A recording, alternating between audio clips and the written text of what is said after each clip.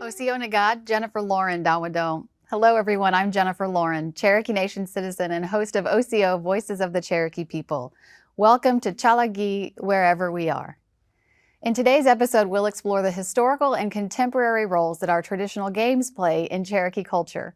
We'll also learn about the physical health and wellness initiatives across Cherokee Nation. But before we go further, we want to let you know that everyone participating today, whether in studio or working remotely, has been fully vaccinated and given a COVID-19 test before entering the building. Our staff and crew are following social distancing best practices here. In today's episode of Chalagi, Wherever We Are, Cherokee Nation Principal Chief Chuck Hoskin Jr. joins us with updates on the nation's health and wellness initiatives. Deputy Chief Bryan Warner will join Chief Hoskin and me for a Q&A session. And after that, we'll watch a clip from OCO TV about the Saer family who make traditional Cherokee games part of their everyday life. Next, we'll be joined by Dennis Sixkiller and Tonya Wapskineh to discuss the history and cultural significance of traditional Cherokee games. We'll then watch another clip from OCO TV about marathon runner Marcela Morton, who has a unique way to honor her friend's memory. And then the Cherokee Nation Public Health Administrator Julie Kimble and Councilor Josh Sam will join me on the couch to discuss initiatives in public health and wellness across the Cherokee Nation. Tribal Councilor Shawn Crittenden will join us for a message from the council, and finally, Abraham Bearpaw will close out our program. But before we start, I'll turn it over to Cherokee Speaker Francis McCarter, who will lead us in prayer.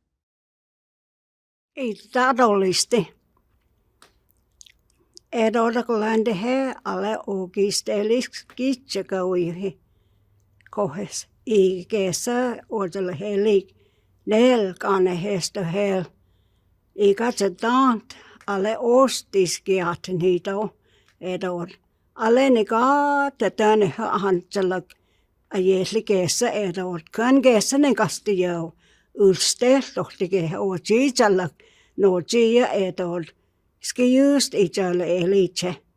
Squeezed on anichaluk. Ale ostigesa ogaduli ogadehti ale ni gesa ija da dolistane gesestedor. Ale skutchaluk jogaduli ogadel quasti edor. Ahi niskan hested niskian heste edor og del quasti edol aletini jo tantaska del quasti skunduli edol glande he skijust ost a hidnike hian hesti juni laustane nika jalak ayes nika edol juni laustane dejaka ale osndan dan ayo skijust ojali helig Asesken niin kesän kedossa ost jikochi kohti. Ski just okanteest ei katsotaan alle skistelni kaan otsehani kesä edo teetsönnou kiskesti alle otsin ohes kesti nitsetaan tia edon. Ski just vuoto otseti alle ijölle elitse.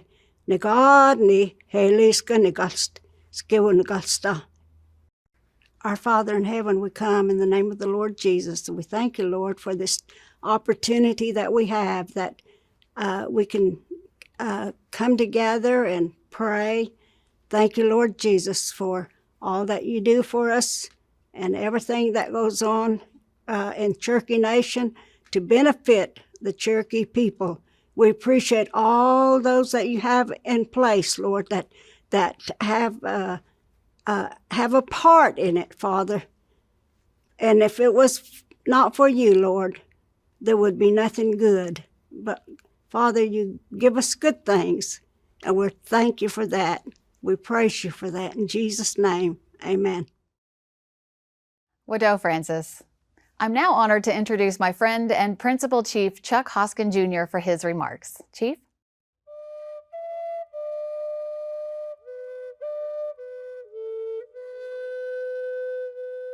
OCO, As Principal Chief of the Cherokee Nation, I'm so pleased we are again on CCO's Cherokee Wherever We Are broadcast, sharing information and ideas to our people on an issue that's important to me.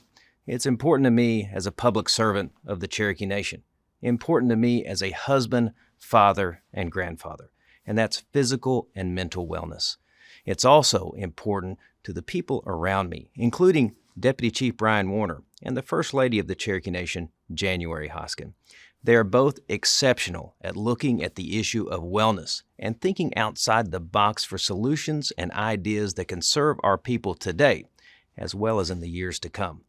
From them, and many others with whom I have the good fortune to work, I've learned that wellness is multifaceted and affects us all, body, mind, and spirit. Creating better access to healthy eating and exercise will absolutely drive down the critical health disparities we face as Native peoples, as Cherokees. The scientific facts bear out that if we want to make generational changes for our people, they need access to wellness opportunities. They need education, and they need a government that has their back. Poor health issues have hung over our people for far too long. Things like chronic disease, diabetes, and obesity. Today, we will learn from our Cherokee traditional game masters how reaching into our past can help our citizens now and in the future. Learning about and participating in traditional games is one way we can both reconnect with our cultural roots and, for many, lead healthier lives. Cultural games, passed down through generations and deeply rooted in community and family, and the great outdoors, can spark an interest and desire for Cherokees of all ages to be more active and healthier. As Cherokees, we have the strength and resiliency of our ancestors, rooted in our culture and our traditional lifeways. Keeping our traditions and customs alive and thriving is vital. Cherokee Nation remains committed to making changes that are sustainable and policy-driven from the top down in our programs and services, but also from the bottom up as we educate families and our youngest citizens about the value of good health choices. We recently dedicated the opening of the 1839 Cherokee Meat Company. The 1839 Cherokee Meat Company is the first meat processing facility built and operated by Cherokee Nation for the benefit of the Cherokee people. It will help us address food insecurity in Northeast Oklahoma, as we are able to provide fresh and nutritious protein for our citizens. We will play a part in the development of healthier food choices for families at the local level. There is no doubt we need to do more. Fresh food made available to citizens means Cherokee families can experience better wellness long term. Hard work, creativity, and motivation are required to make these types of sustainable changes. And we are blessed with these things in abundance at the Cherokee Nation. Physical wellness and mental wellness go hand in hand. It's almost impossible to have one without the other. I signed the Cherokee Nation Public Health and Wellness Fund Act so we could focus on wellness centers and substance abuse treatment centers for our citizens. Under that law, we will build a drug addiction treatment center for the Cherokee people. Thanks to our settlement against the opioid industry, that industry will pay for every penny of it. We will also use that law to fund new wellness programs, including a new wellness center in Stillwell that can serve as a model to expand throughout the reservation. In the final analysis, what we all want is to simply achieve wellness, body, mind, and spirit. As a nation, we need to do all we can to support the Cherokee people in achieving wellness in every sense of the word. This episode is all about preserving our culture and addressing the kind of change that will extend the lives of our people, from elders to our youth. Again, we appreciate our viewing audience today for tuning into this conversation. It's important to our collective future as Cherokee Nation citizens. Wado. Widow, Chief, and Deputy, thank you for joining me over here for a few questions. So, Chief Hoskin, in early 2021, your administration rolled out the Cherokee Nation Public Health and Wellness Fund Act. For viewers who may not be familiar with this act, can you tell us what this allows for and what were the motivations for this investment? Well, the legislation, the law, what it calls for is to earmark a percentage, 7% of our third-party revenue from health to the cause of wellness. Now, what's third-party revenue? It's the billing we do to insurance companies. We bring all that back in our health system, but what this says is 7% minimum will go to programs that promote physical wellness and also mental well-being. I mean, we've got a great deal of work to do in terms of behavioral health, mental health, so this dedicates a fund for that. And Deputy Chief and I, since we took office, have talked about what we could do to really orient our health system more towards wellness for all of us in a real holistic sense. And so this gives us really the resources to do that. And we're just beginning to see really the fruits of that law taking effect now. Absolutely. Deputy Chief, to date, the Public Health and Wellness Fund Act has supported several important health initiatives throughout the nation. So I wonder which ones you're most excited about and why. And you too, Chief. Oh, I'm really excited about each and every project that we've looked at, and anytime you can dive in and to really find understanding about mental health and wellness, that's the mental health side of these things is that every one of us have been affected either personally or someone in our family.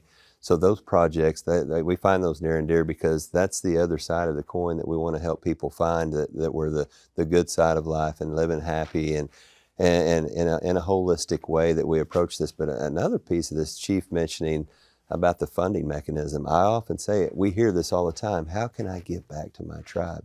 Well, those individuals that are able, that have that insurance and have those other things, they're actually giving the things that they do by using our healthcare system and coming in, they're actually giving back and making those dollars flow, whether it's through contract health or whether it's the 7% that comes into this fund that can, we're going to see a lot of change in a lot of areas. And as Chief and I often talk about, how can we get people healthy outside of our clinical area? How, we want people walking into our clinics and our places healthy. We want to be able to prescribe a regimen of workout or whatever and have a place for them to actually go, not just say, hey, you need to go hit the treadmill and good luck finding a spot.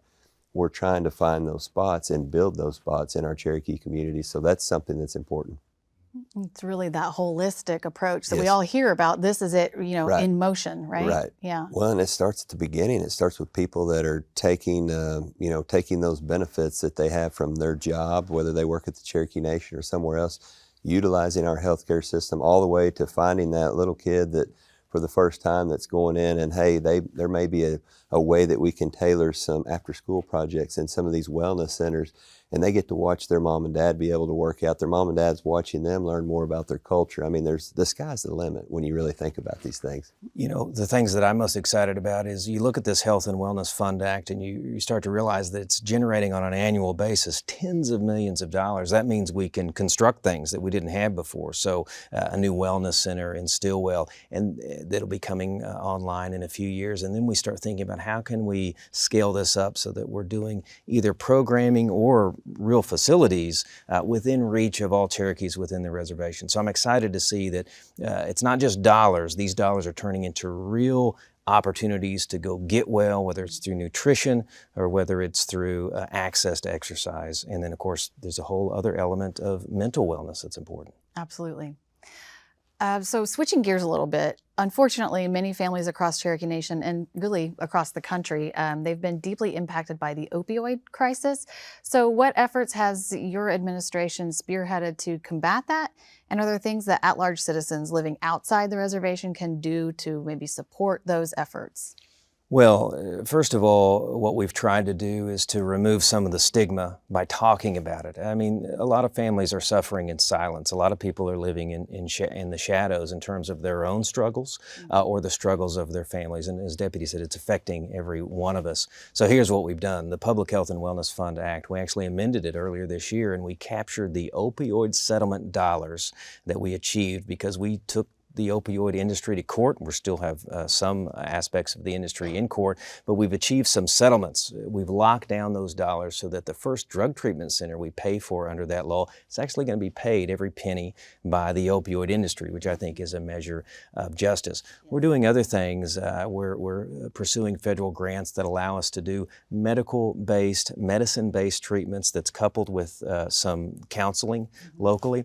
But I think if you're an at-large citizen, you're talking about looking at a healthcare system from afar that is growing, but is out of reach to you. But I think right now what we need is we need to hear from folks who are at large. We need to hear about some of their struggles, and we need to think about, as a nation, we may not be able to build wellness centers out across the country. We may not be able to put drug treatment centers across the country, but we want to make sure our people have access to resources. So finding ways, I think, to connect at-large citizens to local resources, I think that's helpful. The Indian health system has some programs out in the at-large area. We need to be, I think, better at connecting our citizens. But we also, just as a tribe, again, need to talk about this issue. We need to make sure people know that there's no shame. This is a healthcare issue, and if you're struggling with, a knee that doesn't work good and you need knee replacement, we talk about it all the time. If you're struggling with addiction, we don't talk enough about that. We have to change that, and I think every Cherokee citizen, no matter where you live, has a role in that. Mm-hmm.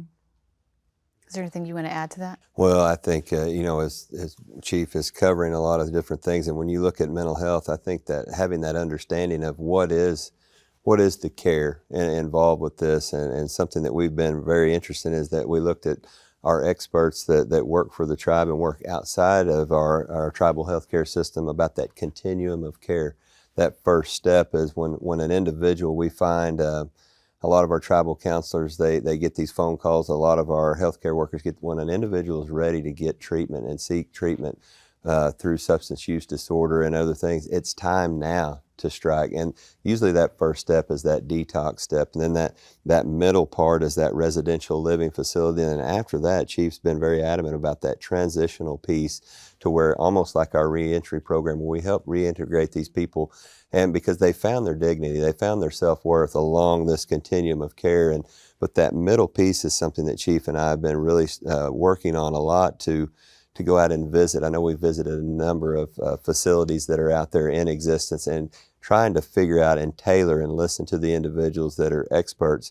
What is the appropriate way to do this for our Cherokees? And like Chief said, we want mental wellness that is for Cherokees, provided by Cherokees in the best way that we can. And I don't, Chief and I have been visiting the at-large communities recently, and Chief, he gets to every single one of them. The ones that I've been able to get to, I'm always surprised that I find somebody there that is that works in the realm of mental health, and they want to know how they can give back. And even some of them have been in contact with the individuals that work for us in Tahlequah.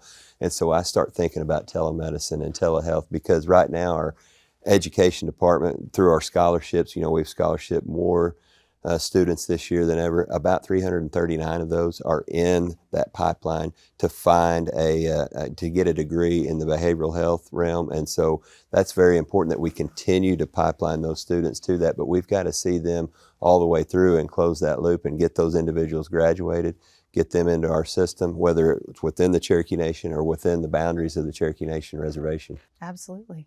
Great. So you recently signed an executive order creating the Cherokee Nation Task Force on Physical Wellness to assess the availability and effectiveness of existing physical wellness programs for Cherokee citizens across the reservation, and to identify new programs and facility needs, and to address any gaps that may exist. So what have you all learned from this task force? Well, we had a great young man, Kanan Duncan, former council member, lead that task force, and it had people from across various disciplines in the Cherokee Nation. So we looked at it really in a comprehensive way. Here's what we found. It really reaffirmed some earlier findings, which is that there are parts of Cherokee Nation where the disparities are great in terms of access to things that many people take for granted: a place to go work out, a place to get nutrition or even education about nutrition. So we went to where the need was the greatest, and that's in Adair County. And that's the reason that born of this task force is this effort to complete our first new wellness center really in decades. It'll be in Stillwell. It's a $10 million facility that will not just be a place to work out, but a place for Cherokees to gather and have fellowship and then learn about what it means to lead healthier lives. That, I think, can be a model for elsewhere. But the task force said there's other gaps across the reservation. And the task force said, look, we may not be able to immediately build $10 million facilities within a half hour of every Cherokee, but we need to start down that path. And so on that basis, we looked in Salina, a little community of Salina, where we're going to replace the health center. And we said, this is a great opportunity to take the task force recommendation and incorporate a wellness center within a new health center that's going to be built in the next few years. And then we looked across the reservation where we have community organizations and community buildings. They can do things big and small to provide workout equipment, education for elders about how to lead healthier lives as elders. I mean, these are just examples, but we took those task force findings. We looked at the Public Health and Wellness Fund Act, which again, tens of millions of dollars, and we said, let's follow what the experts say. I think it's going to lead us down a path where we create opportunities across the reservation. Well, and it's so important. And too, Kanan's done really great work with this task force, and I know that Lisa Pivick was a part of that, and that public health portion of that, which is so paramount to what we do and determining what are our social determinants of health. And then once those have been determined, and this is work that's been ongoing for many years and really kind of culminating up here in the last 6 months or so, and we're still trying to fine tune a few things on what it is, but making a graphic that's more like a tool. It's like the hammer is to the carpenter, or the periodic table is to the scientist. We want this graphic to be able people to see it and pull out things. And one of the interesting points when we look at all the social determinants of health and of a community, each community is unique, but there's so many of those similarities that are there. But one of the things that we're finding, and if you find any Cherokee speaker, they will tell you this the same thing. A lot of the answers to a lot of the issues are found within the language, and how that language is perpetuated, how that language is learned, how that language has been passed down generation after generation, and understanding the true meanings of what it is to ask somebody OCO, and it's more of it's more than just hello. It's a holistic approach of, are you balanced today? Or can you talk today? And I mean, so those are the important things that we're really finding, and we're going to incorporate all of those little elements into these wellness centers. And I just can't say enough about the work that the task force has done, and I'm very thankful that we have a chief of the tribe that understands how important it is to pull everybody in and get that perspective, because we hear with our ears, but ultimately we hear with our heart, and then that's when we go to work. Okay, so this show is about wellness, but also traditional Cherokee games. So can you all talk to us about how those two relate? Well, look, going back to our roots is good medicine for so many reasons. And in this case, I think it really is good medicine in a real sense. It helps us achieve wellness if we can go back to what our ancestors were doing. I mean, the games served a lot of different functions and purposes, but I think certainly today we can say traditional games, participating in them, those who can, it's a great way to get physical exercise and reconnect to your culture and heritage. So if you can marry both of those up, it really goes to this idea that in the final analysis, we care about wellness, all of us, and wellness means so much. It means mind, body, and spirit. And if you're out there playing stickball, if you're playing any of the other number of games, I think there's joy to be had in that, not just the physical activity, but it is something, I think, spiritual, Deputy, Yeah, and you talk a lot about this. No, and Chief, to that point, just not too long ago, we were in California at our at-large communities, and I had the blessing to be able to take 2 of my 3 children, and the youngest one, I mean, they're every day, Chief, kids are around the world, they're connected to the digital world at a point where we know at some point the studies and the long-term research are going to show things that we don't want to see. But I need them to connect back, and they get a lot of exercise. They're in sports, but it did my heart so good to watch my youngest son, Clayton. he sat in the back pocket of Noel Grayson all day long, like, and became his apprentice and learned about the blowgun. And then to be able to watch him work with JP out and play stickball, and they come back sweating. But what the big thing for me is they come back with curiosity about the traditions. My son knows more about the blowgun and what it was used for in the community, in the communal garden. And then he asked me about, well, wouldn't it be great if other people played stickball instead of went to war, and different things like that. And I thought, man, that's enriching. And that was, the proof's in the pudding, and I saw it firsthand. So yeah, great. And coming to Cherokee National Holiday is a great way for people to connect with a lot of those traditional games and then take them back to their home and their community if they're not here in Cherokee Nation. Absolutely. Yeah, you can participate or be a spectator, and it's a great joy. Absolutely. Well, thank you very much. I know many people here in the Cherokee Nation are super excited about these wellness centers and everything that you all have created and are beginning to create. So we appreciate all of that, and we appreciate your time with us today. Wado? Up next, we'll learn how traditional Cherokee games strengthen the Saer family and their community while also perpetuating Cherokee culture. Let's take a look.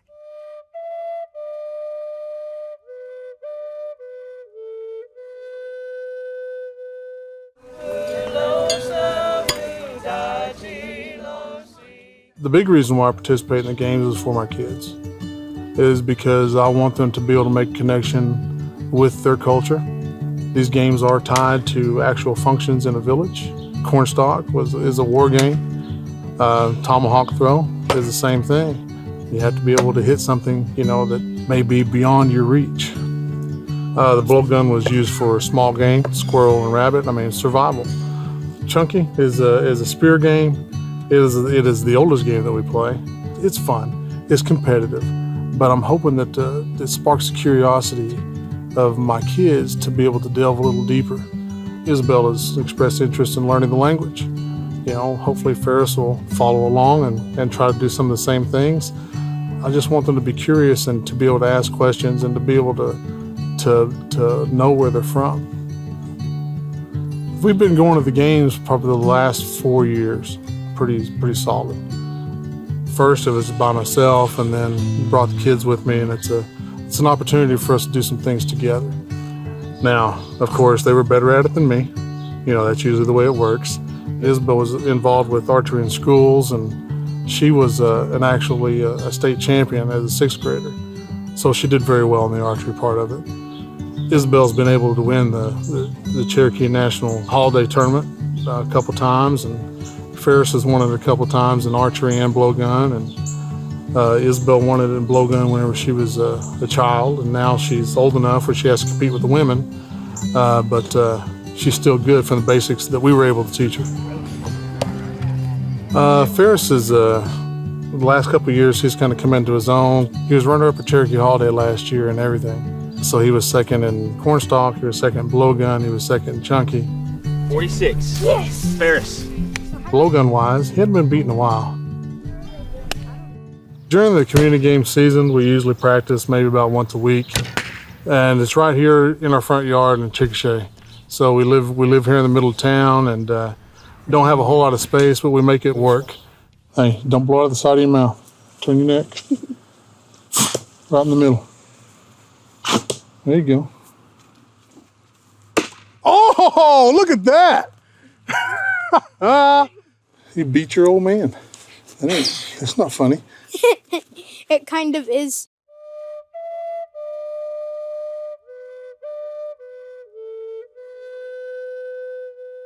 Love that story. And we encourage you to watch the entire version of the stories we have shown you today and many more Cherokee documentaries on our website, free of charge and at your convenience at oco.tv. Now we welcome Cherokee National Treasure Dennis Sixkiller and Tonya Wapskineh.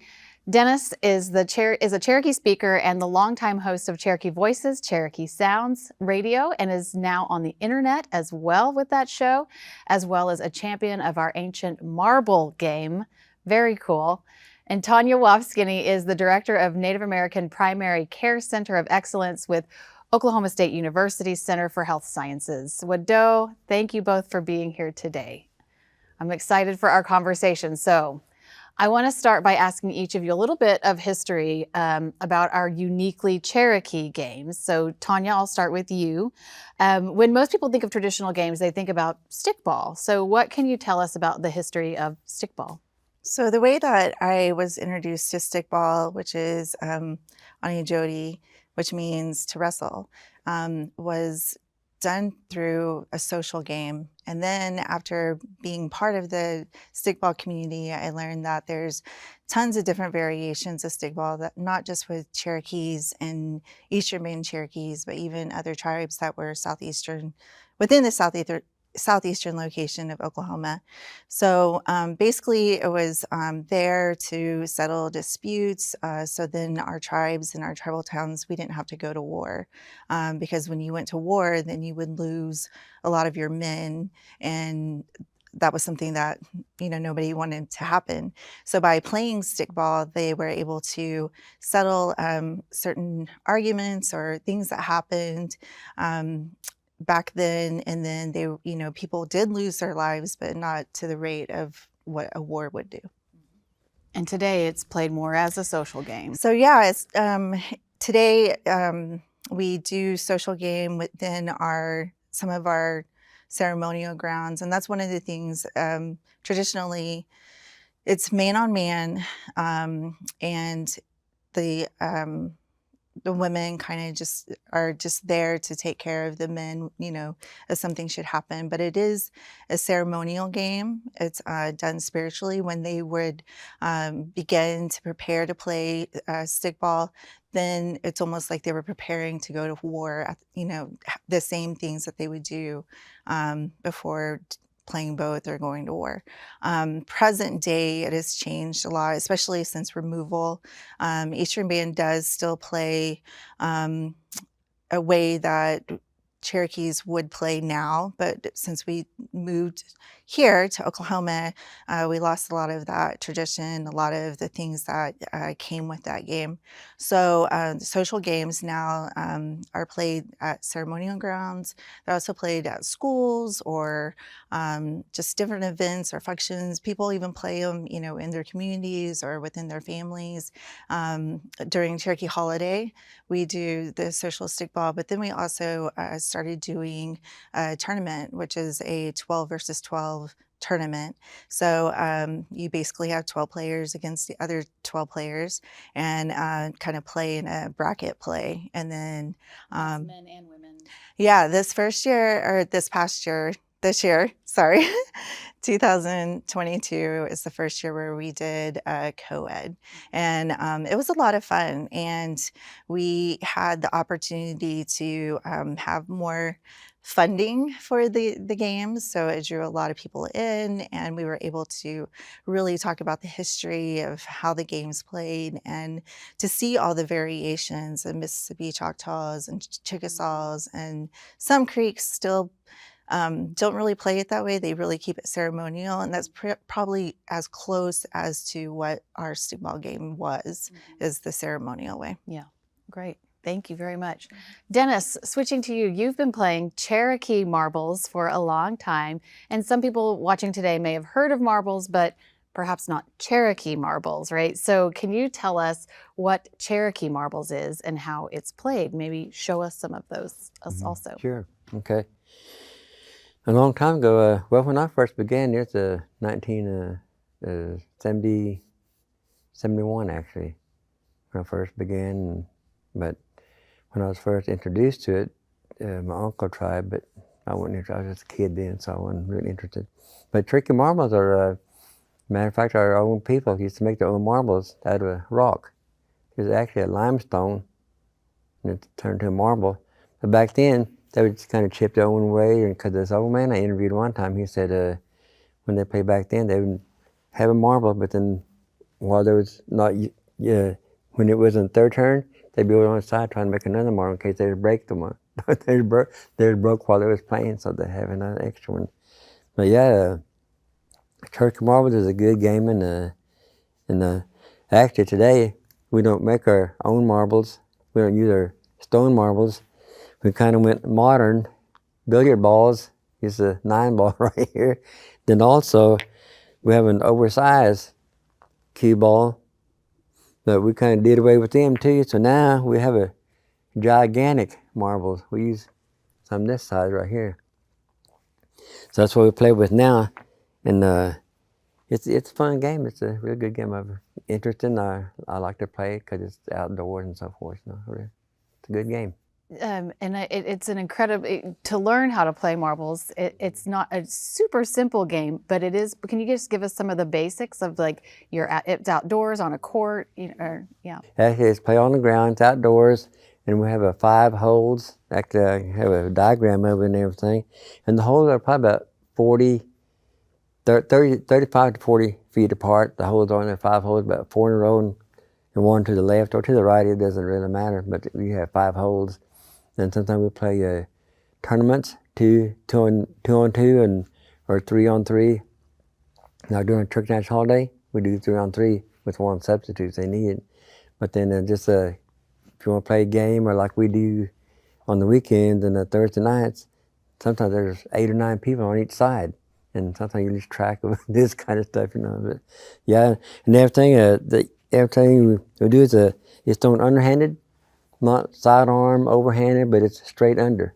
You can put a spin on it and just throw it straight like that. And the way the game is played is if you hit a marble like at a distance, it's got to be a direct hit in the air or 1 bounce, then hit. But if it hits, then rolls in and hits, it doesn't count. So we had to be pretty accurate about that. So, how would a person not living here learn how to play marbles? Come to Tahlequah. I know where to find you. Yeah. Yeah, we play on a Sunday afternoon and a Thursday evenings, actually. Yeah. So 7 o'clock and Thursday evening, about 2, 3 o'clock in the Sunday afternoons. Now that it's not so hot, when it's hot, we play toward the evening when it's a little bit cooler. So it takes a long time. Actually, 1 game can last, depending on the amount of people on each team. So say 5 and 5 on each team, you can probably take 2 to 3 hours just 1 game. Yeah. If not longer. Mm-hmm. Great, thank you. And we do have a story on Cherokee marbles on OCO TV as well, if you wanted to learn more. So another uniquely Cherokee game that we play is called Chunky. So what can you tell us about that game, how it's played, and what's the history of that game, Tonya? Okay. So actually, one of our Cherokee citizens started doing research and learned about this game, mainly kind of from art and just visiting Eastern Band Cherokees, and was able to find that Chunky, which is a Janigi, that it's an ancient game. It was probably dated anywhere from 800 to 1,000 years ago, and some even think that it was there before even Stickball. And what it was done, or how you played it, was it was on like a clay field or like a hard packed sand field, anywhere from, I want to say, like 100 yards, almost like a football field. And some say that it was done for purposes of gambling. And so that was like one of the origin stories that I heard, was that, that it was a way, just from looking at the artifacts and some of the designs, it would have like broken sticks in one hand, and then in the other hand, like a war club, or, other depictions of war, or let's play Chunky, that type of thing. Right. So I brought with me some Chunky stones, and they were done in different sizes, and there's different shapes too with this.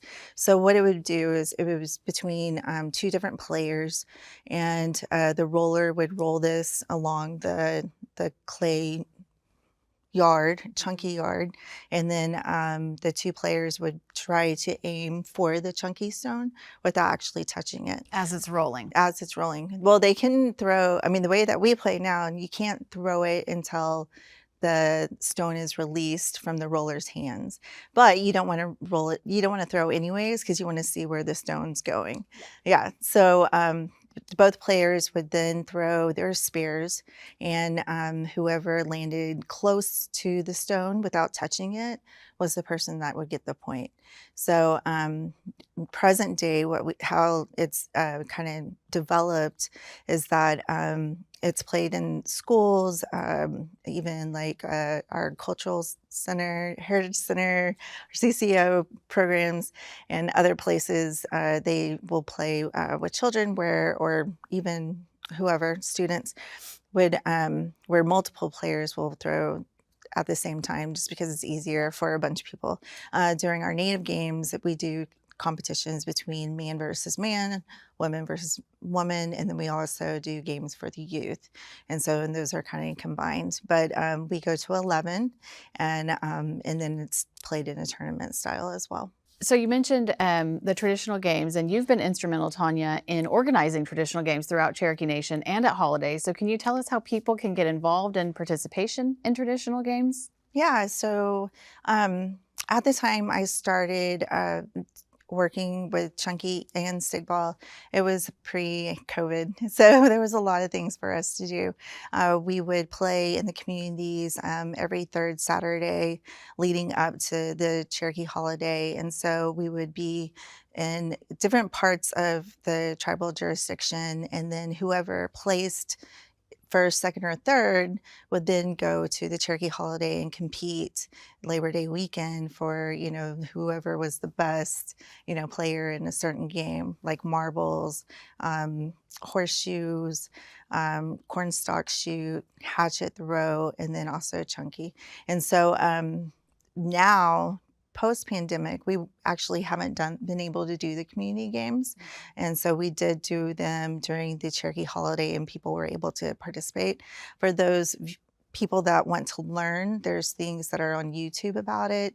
I know that last year a lot was done to post those videos on how to play. And so if people want to come and play, they are going to be starting up those community games again, but we're just trying to see, like how that's going to happen. Yeah. But yeah, it's going to happen in 2023.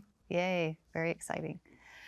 Dennis, so you are a beloved Cherokee first language speaker, and you also work for the nation's language department as a translation specialist. So I wonder, can you talk a little bit about how playing traditional games like marbles can help people to learn and perpetuate the language? Mm-hmm. Sure. Yeah, whenever we play marbles, going back to when I first began, it was all Cherokee language back then, because I was the youngest guy back then. I was 19 at the time.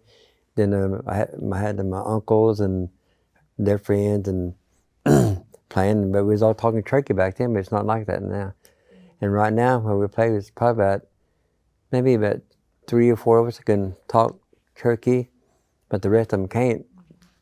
But I've made about 60 terms, marble terms, like a roll in, hislaga, hianiga, hit him, or hit the marble, hiagwi was called Diosti, and such. I've got about 60 terms that I made up, and I try to incorporate that and whenever we play sometimes, or if, because that game is played, one team moves, the whole team member move at one time, then the other team. So whenever we're done with our team, then I say, DJ Husty, it's your turn to move. And so I kind of incorporate all that kind of stuff, and stuff like that, or say, Ani Huggy, Huggy, we hug her, just tell them where to put it and that kind of stuff. So I try to put that in Cherokee, and some of them are learned, so that's how I teach the Cherokee in that way. Yeah, so it's a hands-on approach to teaching Cherokee language, and that's wonderful. Is there anything else that you all would like to add about traditional games that we didn't touch on? Yeah, so like what Dennis was talking about, we also try to incorporate the language within chunky games and even stickball. And so I think that's really important as far as the involvement with our native games, is to bring that language in, and to especially bring our youth in, because they need to be able to pass this down. And for the focus this past Cherokee National Holiday to be on native games, it was amazing, and the turnout was I couldn't ask for anything better, especially the events that I got to see. And so as long as we can keep those native games going, especially within the holiday, I think that says so much about who we are as a people, and that we're still trying to perpetuate our games and our culture. Great. Dennis, anything you would like to add? Yeah, I forgot to mention that the Cherokee word for marble is Kadayawasti. If there's two, make it plural, just add a D sound for it to be the Gadayosti. And so they learn those things too. And if you're going to start a game, Dididayo, hey, let's play marbles. Dididayo, hey, let's play marbles. So I kind of put all that kind of stuff. And so I failed to mention, a while ago, Tonya mentioned that didn't have the community games this past year, but then they did put it all together during the holiday.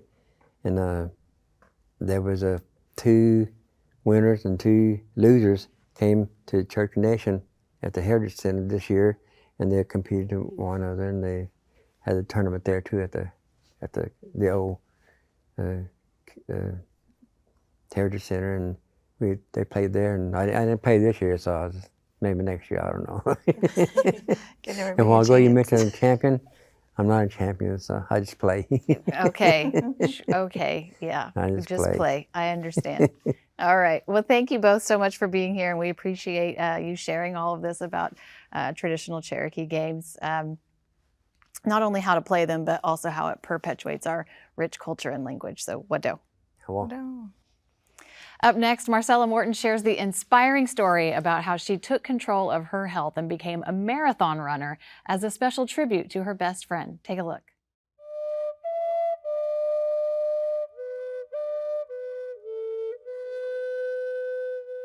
My name is Marcela Morton, and I'm from Westville, Oklahoma. I've lived here all my life. I started out really heavy, and I didn't care that I was overweight. I didn't want to start exercising, and I liked eating junk food. My friend Janet Franklin, we had been friends since 3rd grade. We were Indian girls, and we just did everything together. We both chose a path of health that wasn't very good, and both of us began to gain a lot of weight after we'd had our daughters. I tore up so many pictures. I was so, upset at how big I was and how fat I looked. We prided ourselves in being able to cook like our moms, so we did a lot of greasy cooking and baking and enjoyed that because our families enjoyed living like that and eating like that. We didn't really think that was a bad thing until she got cancer. One day I went to visit with her, and I sat down next to her on the couch, and we were looking at some yearbooks, and she said, I want you to make me a promise. And she said, I want you to promise me that you'll do something about your health. And so I said, okay, I promise I'll do something about my health. And she looked at me and she said, no, you have to pinky swear. So she lifted her hand and put her little finger up, and her hand was just shaking. She was so weak, and we linked our pinkies, and I said, I promise you, I will do something about my health. About 2 weeks after she was gone, I was standing in the kitchen, washing dishes, and just over my shoulder, I heard a voice, and it was just as plain as if you were talking to me, and it said, you promised me. I went into the bedroom and I dug out the only pair of tennis shoes that I owned at that time. I went outside and I walked for 15 minutes. And it was the longest 15 minutes of my life. I didn't want to walk, I didn't want to exercise. And I finished that 15 minutes and I remember looking up going, is this what you want? So that's exactly how my exercise started. Pretty soon it became running. At the end of 2 months, I could really tell a difference in my body, in my legs, and the way I felt. And I had a lot more energy. And I wasn't sick normally in the fall like I was, had been in the past. So I could see that it was doing some good for me. It just kept progressing because I did the 5Ks and then I wanted to do a 10K. So I did my first 10K in Tahlequah and survived that, Tulsa Run, and then after that I heard about the Jinx Half Marathon. I wanted to do Jinx, so I ran Jinx Half Marathon, and I remember just being so excited because I ran a half marathon, and I thought, if I can do that, I can do a full. I thought, what a great tribute that would be to my friend to run Boston in her honor.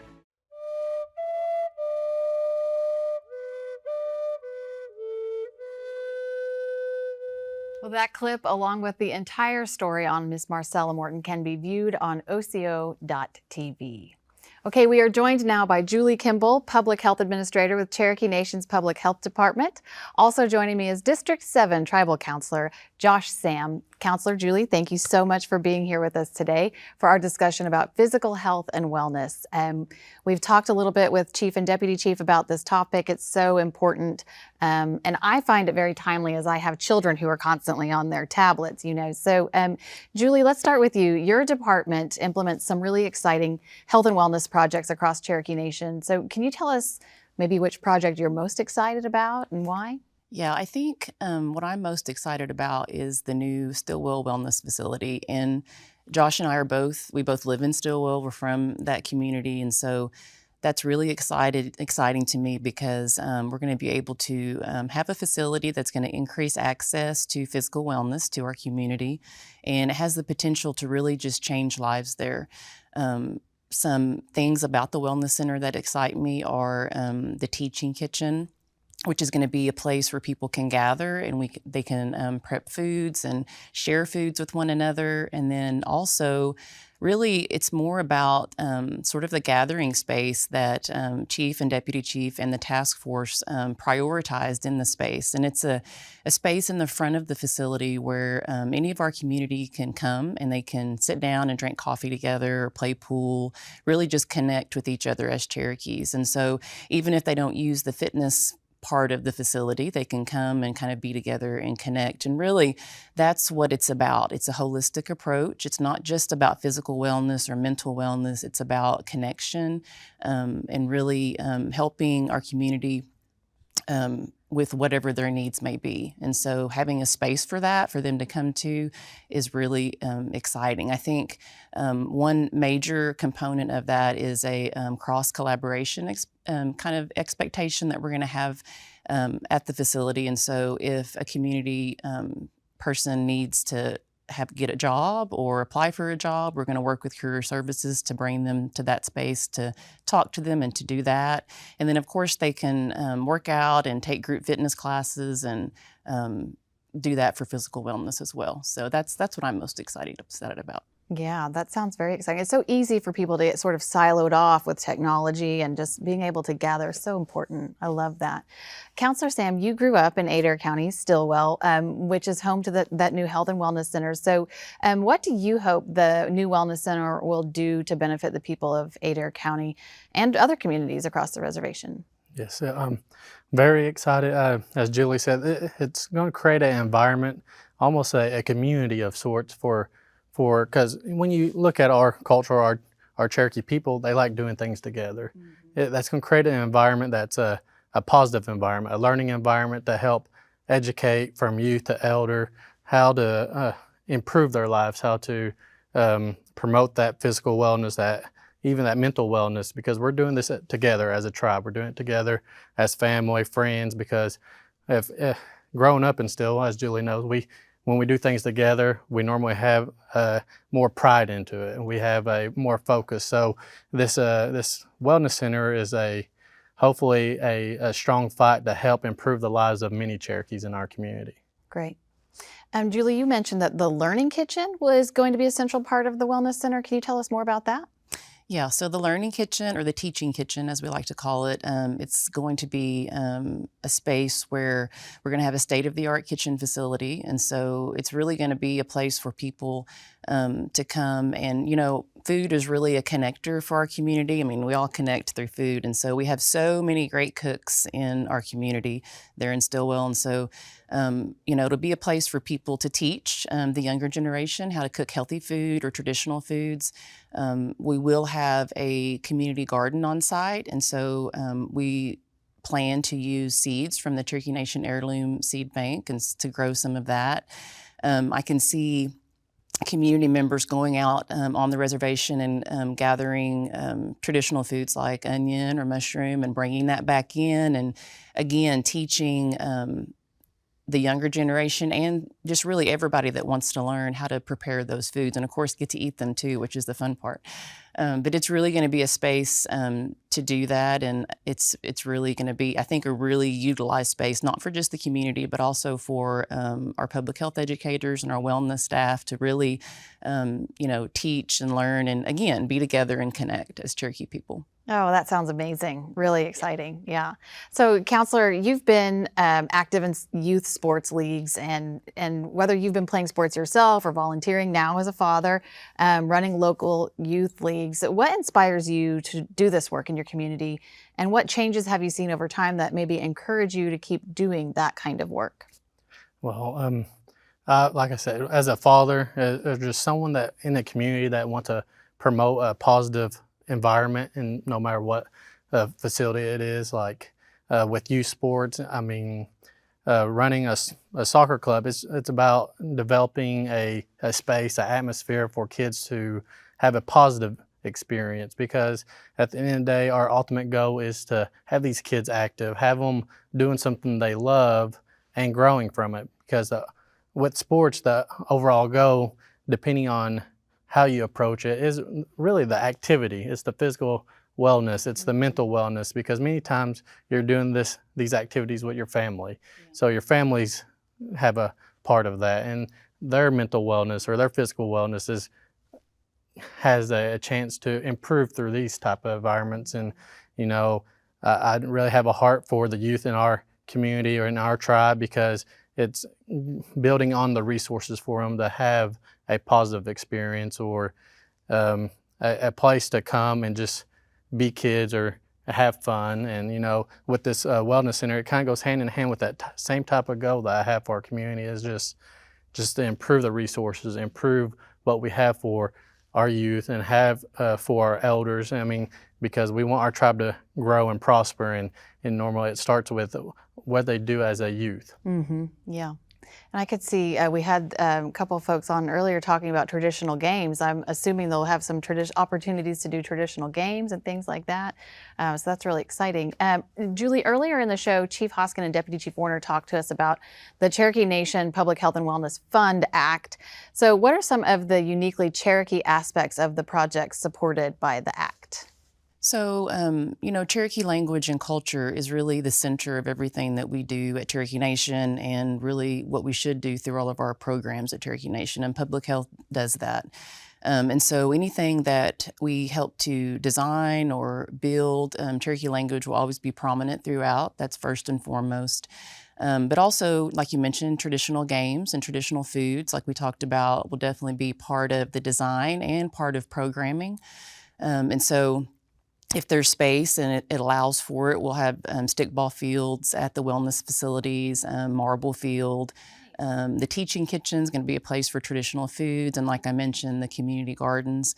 But I think the biggest thing that we've all really talked about today is that that space where Cherokees can come to really help each other, support one another, because that's what we do. We take care of one another. That's one of our values. And so it just gives us an opportunity to do that, and that's what we should be doing. And so that's really what makes this project and the things that we're doing uniquely Cherokee. Yeah, absolutely.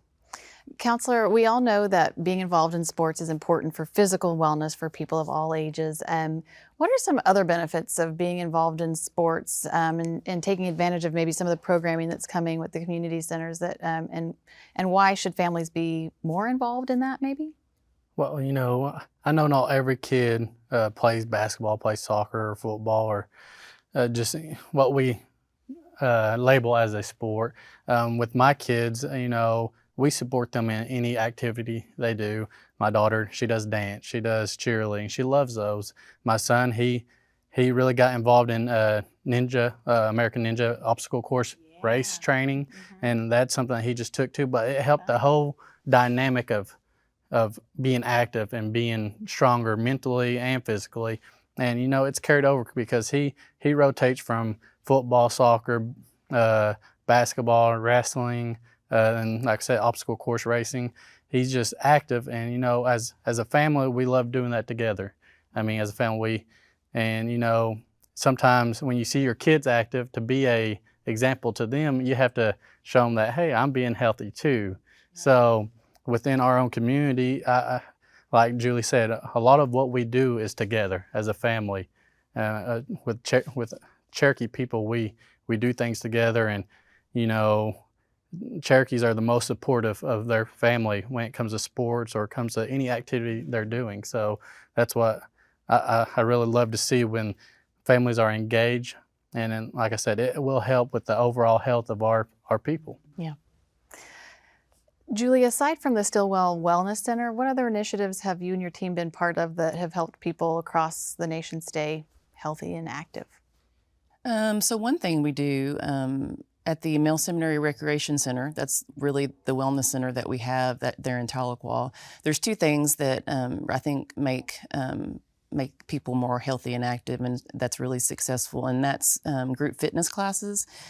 We try to offer kind of a wide array of classes, anything from yoga to spin to senior fitness. And, the research shows that social support is really what helps people be consistent and successful with their physical wellness. And so, you show up, you take a group fitness class, and you work out together, do hard things together. You're accountable to each other, and they become your family. And so that's really the thing that makes people successful. The other thing that we have is childcare that's on site. We're probably the only wellness center that has that in our area. It's free with your membership, and parents can bring their kids and drop them off at child care, and the kids have a really good time being there. And they also, then their parents get to actually go get a good workout in, have a little time for themselves. But the main part of that is that what happens is the child sees their parent, doing healthy living and healthy activity, and they see that as a good example, and I think that really imprints onto their hearts and their minds, and hopefully is a good example for them to stay active and in the future to be active, and so that's really important. But public health does lots of things in the community. We have lots of initiatives to help people stay healthy and active. Our public health educators and our community health workers, they're active in the community, doing all sorts of things, working in the school system, helping the schools with school gardens and farmers markets, and with their physical education or physical activity programming. Our WINGS program is really successful. It's something that probably we're most known for, and so that's a great opportunity for the community to participate in that for free. And so things like that's some of our initiatives. We have a lot, but that's just a few of them. Yeah, Cherokee Nation is a great place to live. But for Yes, people ma'am. not living in the Cherokee Nation, it's just as important, and you have people, I'm sure, have resources outside as well Yes. to Yep. take care of those kinds of things. All right, so if you could, Counselor, tell me what inspires you to continue to do this work in the community, and what are maybe some other initiatives that you hope to see in the future? The inspiration, like I said, is our tribe. It's our people. It's many times you see false narratives on labeling our home or our community as the death capital. We've heard that, and we know that none of us agreed with that, and we proved that wrong. But that insight just to show what our overall health is of our tribe. We know family, we know friends that have had struggles with their health, and this facility or this act, and we're putting our foot down to say, hey, we can do better. And we can create a place that brings us together, because like we've said, we love to fellowship. We love to eat together. We love to work together. We love to have fun together. So when we look at those key components, we think of what we can do to inspire our youth, or inspire the adults or our elders to improve their health, to improve the quality of the life they have. Because many times we look at our first language speakers, and we want to improve their quality of life, because we want to learn from them as long as we can, and have them there and share our culture with our youth. So, the inspiration for me as a counselor is just to put all I can behind this act or this facility, because I know in the next 20 to 30 years, it's going to show our tribe stronger and healthier. It's going to give us that mental wellness and that physical wellness we need for all of our people. Absolutely. Well, thank you both so much for being here and for sharing your expertise and your experiences. We appreciate it. Wodo. Next up, District 8 Tribal Councilor Shawn Crittenden will share a little bit about his own health journey that inspired him to be a champion for physical wellness himself for all the Cherokee people.